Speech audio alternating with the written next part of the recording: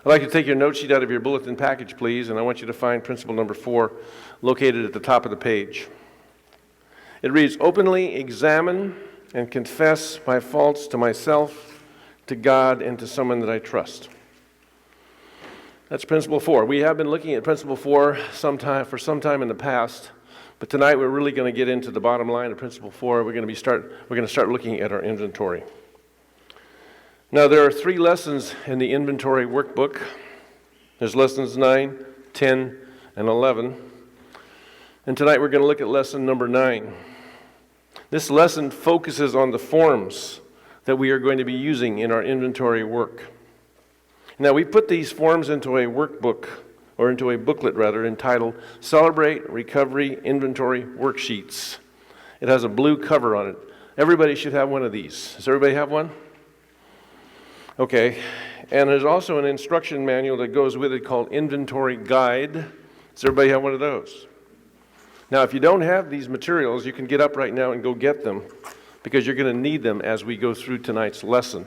So I'll just wait a moment while you guys go get your materials.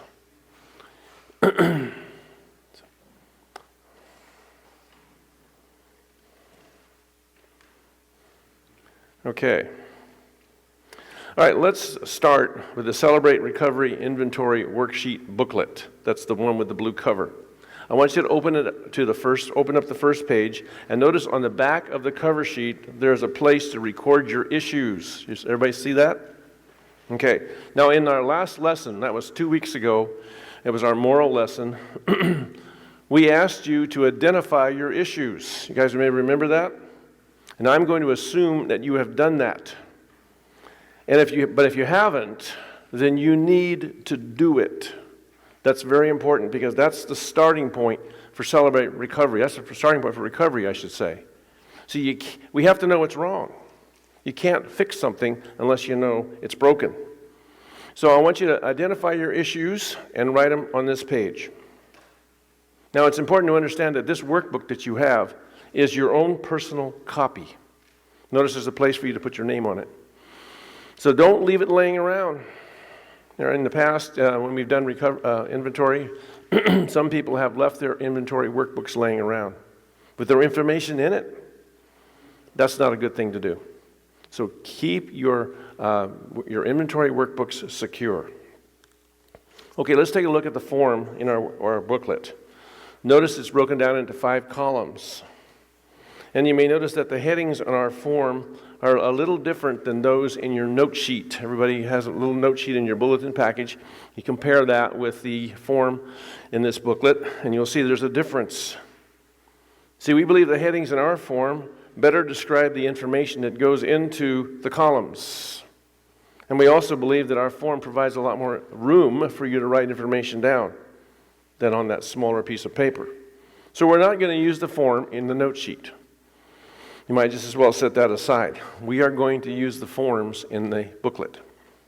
I'd like you to get your inventory guide out. That's the companion handout that I talked about a moment ago.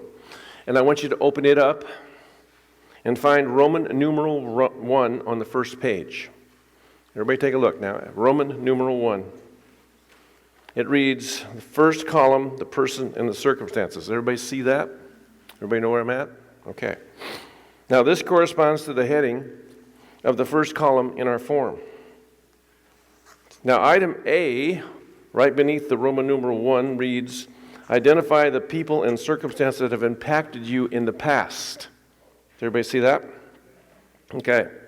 So what you're going to do here is you're going to pick your first issue that you recorded on the back of your cover sheet, and you're going to start examining your past.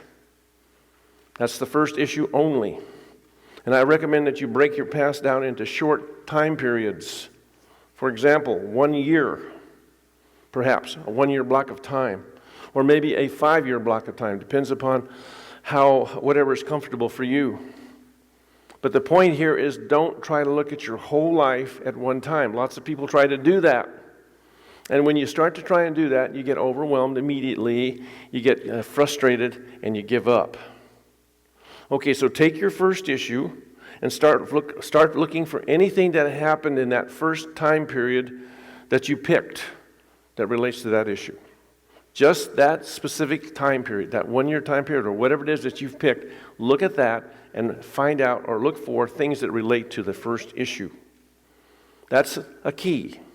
Stay within the time period and only look at the first issue. You know, when people try to do more than that, they get overwhelmed very quickly, as we just said. Now, as you're doing this, look for people who may have hurt you. See, this information is all in your guide, so you can follow along with me as I'm covering this material. Look for people who may have hurt you, who are indifferent to you, who tried to minimize you, who scared you or intimidated you, who manipulated you, who disappointed you. For example, let's say your issue is low self-esteem. So you would look for people within your first time period that may have impacted you in that particular area, low self-esteem. Now, at the same time, identify any past circumstances that may have also impacted you. For example, this is in your guide now, follow along with me. Maybe you failed at something. Maybe you didn't meet expectations, somebody else's or perhaps your own. And what you are going to do here is try to remember what happened as best as you can. Now that's difficult because very often we repress painful memories.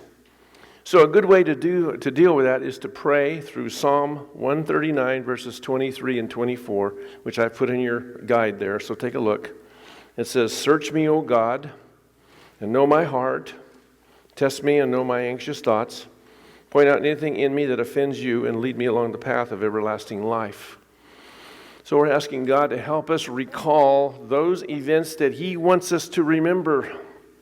See, He's in charge. He's in control. He's controlling what we recover from the past.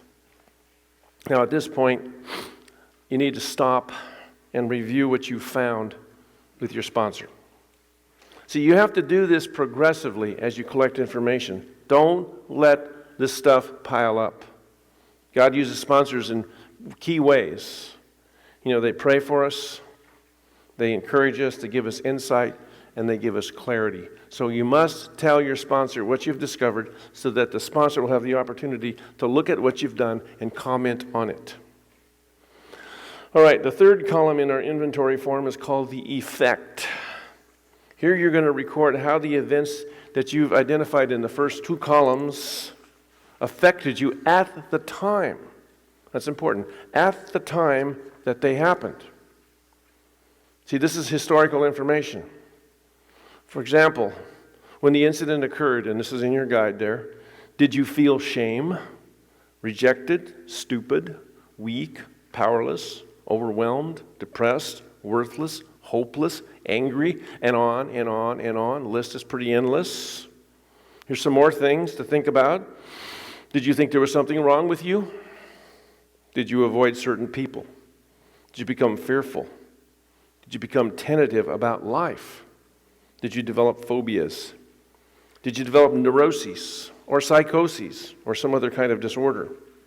Did you employ unhealthy coping mechanisms such as food and sex, drugs, alcohol, and whatever else that you might want to use? Again, stop and review what you've discovered with your sponsor. Remember, we have to do this progressively. We're not letting this information pile up. And most importantly, listen to what your sponsor says, because this is one of God's favorite ways of communicating with us. In inventory, He uses sponsors for that purpose. Fourth column is the damage column. This is a critical, very, very important column. Here you're going to record how these past events that you've recorded in the first three columns are affecting you today. Before, in the preceding column, we were talking about how they affected you at the time. Now here in this column, how are they affecting you today? For example, when you think of the past event, do I feel pain? Or when I think of the past event, do I feel pain today? This is in your guide. Do I have any bad habits today that can be traced to that event? Some examples might be swearing, laziness, lack of direction, anger, overeating, sexual promiscuity, low self-esteem, giving up easily, codependency, inability to set and enforce boundaries, And that's just some of the things that we could be experiencing today as a result of these past events. Do I have any hang-ups today that can be traced to the event or events? Do I have any fears today as a result of the event or events? Do I avoid certain kinds of people today? Am I afraid to take on certain kinds of tasks today? Do I avoid circumstances, any certain kinds of circumstances today? And on and on. Here's some more stuff to think about. Am I preoccupied with the adversity or impending disaster? Am I concerned that I won't be able to meet life's challenges today? Am I worried about rejection, humiliation, failure today? Do these categories impact my ability to be intimate today? Do they impact how I feel about myself, my self-worth? Do I believe that I'm no good? Do I think that people don't like me? And all this is today. And on and on. See, these are just some things to get you started thinking about past event and how it's impacting you today. See, once again, stop and discuss this with your sponsor. Now, the final column is the my part column. Here we identify how we may, I say may, I use that word advisedly, have contributed to our own problems. Now here, honesty is absolutely essential. We have to resist our natural tendency to blame other people or to minimize what happened. Oh, it was no big deal, or something like that. We have to resist our inclination to want to do that. See, what we're looking for is anything that we may have done to cause our own problems. And then when we find out what that is, we record it in column 5. Now, there's going to be times when we'll be blameless, when we didn't contribute to our own problem. And if that's the case, just write down no part in column number 5. Okay, now it's important to identify both positive events as well as negative events as you do your inventory. We don't have to add another column to do that. So here's what you do. You start your inventory by identifying your first negative issue. Fill in the appropriate information for that issue. In the first line, fill in all the columns. See, that's the dark space. Notice the form has a dark space at the top. Dark means negative issue. That's where you put your first negative issue and you record it there in that first line, all 5 columns. And we've already talked about how to do that. Now, after you've done that, start over and identify a positive event. During that same time period, identify a positive event and fill out all the columns in the white space. And then repeat this process, alternating positive and negative events until you ultimately finish with your inventory. So we always have a positive and a negative and a positive and a negative, one after the other. We don't concentrate solely on negative events. See, you can imagine what will happen if we start doing that. We're going to get depressed and overwhelmed, and we're going to give up. Now, if you can't come up with enough positive events, you're not looking hard enough. See, your good events don't have to be super duper. You think of a time when you just simply told the truth in a difficult situation, for example, or maybe when you defended somebody or encouraged somebody or extended some kind of kindness to somebody. Jesus told us that if we give a cup of water in His name, that's sufficient. So the action doesn't have to be super duper. And then you can always use what God has to say about you. He's got a lot to say about each one of us in the Bible. Lots and lots of information in the Bible. A good place to start, I would recommend, is Ephesians chapter 1, verses 3 through 14. If you look there, you'll see a whole bunch of information about how God views us and how He looks at us and sees us. There's many other places in the Bible we can also look as well.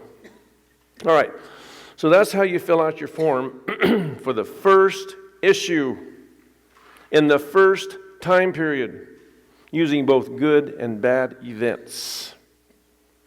Okay, so let's say we've completed that one. Let's go on to our next issue. And we're ready to go to our next time period. We're ready to go to our next time period. Still keeping in mind that we're still dealing with the first issue. We haven't finished with the issue yet, but we're looking at another time period. Okay, now you may want to limit the number of time periods that you look at to maybe 2 or 3 and then stop. So if you're using 1 year as an example, then you would look 1 year, and then another year, and another year, and then stop for that first issue, and then go on to your next issue. Now, you might say, well, that seems like a whole lot of work. And I have to admit, it is a lot of work. But, it's worth it. And also, I have to tell you that it's systematic. It makes the job a whole lot easier to do it this way, because you don't have to do it all at one time. So you don't have to be in a hurry. You break things down into small bites, and you look at small bites progressively, and you just keep doing that. The key here is not to stop. Now remember, you have help when you're doing this. You've got your sponsor who is there to help you. You can't do this without your sponsor, and the sponsor is available, and you need to use the sponsor. And then the Holy Spirit of God is directing you as well. So that's the process. We look at the first issue. We look at the individual time periods for that issue. We alternate positive and negative events, and when we're completed with that, we go on to the next issue and repeat the process all over again. All right, now what I'd like to do is give you an example of a filled out inventory form, and I have attached one to the back of your inventory guide, so turn it over and take a look at it. This happens to be a page from my own personal inventory. Now, I've been doing inventory for a long time, so this form goes pretty far back. But I want you to get it out and take a look at it and review it with me. It's on the back of the page. The back, Jill. Turn it over. See, it looks like an inventory form. You see it? Okay. The first item under the person and circumstance is Sister Maria Elizabeth was my 6th grade teacher. Now, the person here was Sister Maria Elizabeth. The circumstance was she's my teacher. See, that's all we need to put down. See, we need to keep this as simple as possible. Now, in the cause column, I recorded what she did. She told the class that every time we learn something, a new crease is put into our brains, and she said my brain was as smooth as an orange. Now, in the effect column, I recorded how her remarks made me feel. That was at the time. See, everybody laughed, and I felt humiliated. In the damage column, I recorded how the events make me feel today. Sometimes I still feel humiliated today, and I don't perform well when I don't perform as well as somebody else. In the my part column, I recorded that I had no contributing part to this event. Now that completes the first negative event on my inventory worksheet. Now, as often happens when we're doing inventory, I discovered that this event that I had recorded was not completely true. After I had a chance to get it laid out, thinking about it, praying through Psalm 139, God revealed to me that it was not completely true, even though I had remembered it that way for many years. And after thinking about it, I realized that Sister Maria Elizabeth had made a general statement about the brain and the orange. And somehow I had internalized it and concluded that her comment was applying to me. And when I finally understood that, in spite of the fact that it was my take on it was incorrect, it had a liberating effect just as well. Because all these years I'd been harboring that particular item and thinking about it, and it wasn't true. Okay, so at this point, then I took a look at a positive event. I remember that I received a special award in the 8th grade. I had the best grades in the class, and I also was participating in sports. Those were the requirements to receive the reward, by the way. So the award was presented at my 8th grade graduation. So the person and circumstance column I wrote, I received an award in the 8th grade. In the cause column, I wrote that I had the best grades in class and was involved in sports. In the effect column, I wrote, I felt good about myself. In the damage column, I wrote that it still makes me feel valued today.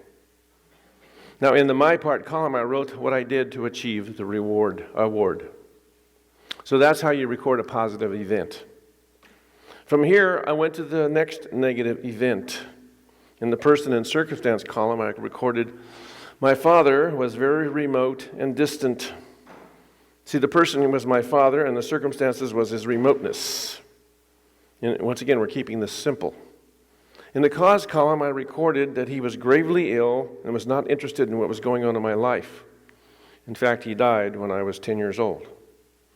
Now, I want you to notice that we're focusing here on facts, on what happened. So in the effect column, I wrote, I felt inferior and second rate. When he died, I felt alone and abandoned. In the damage column, I wrote, I still seek approval from authority figures today. In the my part column, I wrote, I had no part.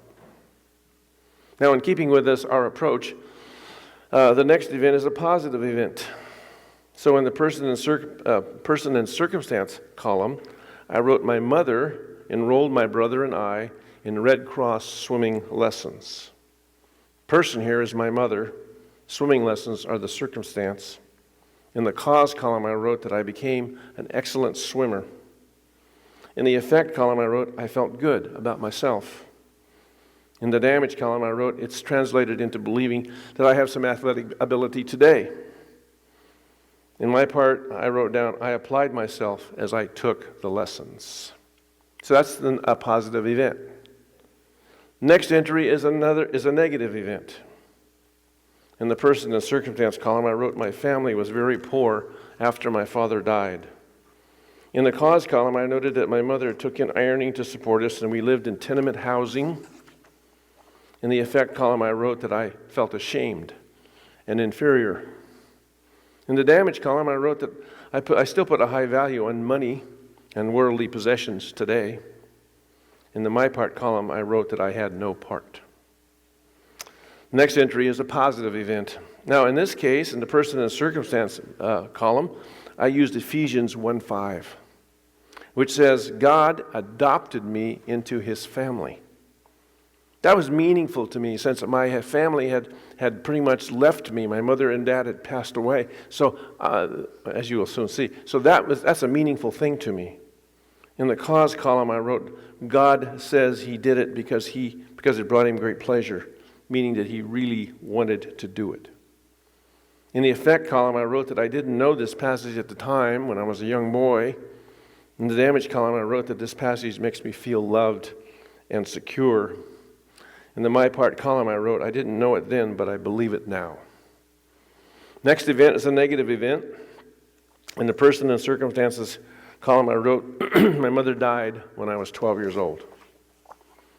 In the cause column, I wrote, she had cancer and was not capable of nurturing me.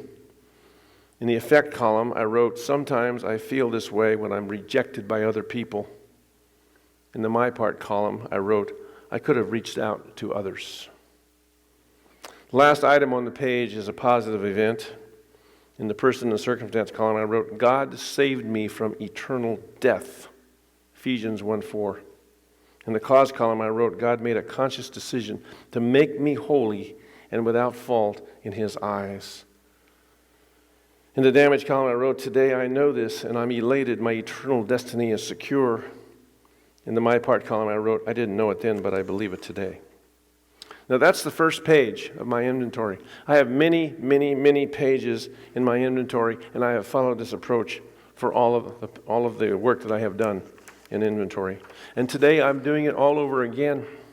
This week I've been spending time doing inventory in that room right over there, doors closed, by myself, yelling and screaming at God like I typically do. He is so gracious and so loving. He has opened up some new doors for me. I've seen new layers starting to unfold that I have never seen before. Okay, so let's recap what we've talked about. We've talked about an approach to doing inventory. Now, in this approach, we spend a lot of time reflecting, collecting, praying, and then talking to our sponsors. And as we begin to understand what happened in the past, we write this information down. Now, as you can see, this is not a quick process. This takes time. I've been doing inventory for 15 years. I'm actually doing my 16th inventory this year. And each year, as I said a moment ago, something new comes up. Now, in this case, you have some time to do your inventory over the next 4 to 6 weeks. So use this time. Space it out. Pray constantly as you do. and only look at small portions of your life. Don't look, or don't even try to look at your whole life at one time, because you just don't have enough time to do that. God will reveal to you what He wants you to know at this time. He's going to do it carefully. He's going to do it progressively. God is not going to overwhelm you. So you never have to worry about that. See, a lot of people are worried that this is going to be too much. This is too big a Twinkie. And they don't want to do this because they're afraid that there's going to be just too much to process. But God will not allow that to happen.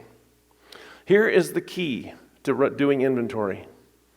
Let God run the process. He wants to do that. So I say, why not let Him do it? See, Celebrate Recovery is predicated on being able to identify our hurts and our habits and our hang-ups. And then after we've done that, the process of going back in time to see why we have hurts, habits, and hang-ups is essential. And that's what inventory is all about. Once we have a handle on some of those things, then we can go to God and say, Lord, please remove my character defects. Please make any changes in me that you see fit. And that's the payoff of recovery. That's why our program is so successful. You know, we had over 1,000 people go through our programs in the 15 years that we've been doing it. And the success rate is incredible. People's lives get changed. You know, it's not a quick process, as I said before, but it works and it's powerful. So I say embrace it. Let God run it and let Him do the work. I'd like to close with the Serenity Prayer. So let's stand and do that.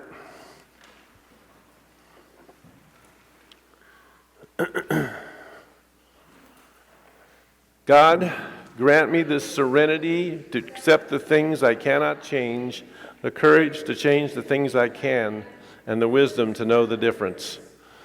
Living one day at a time, enjoying one moment at a time, accepting hardship as a pathway to peace, taking as Jesus did this sinful world as it is, not as I would have it, trusting that you will make all things right if I surrender to your will, so that I may be reasonably happy in this life and supremely happy with you in the next. Amen.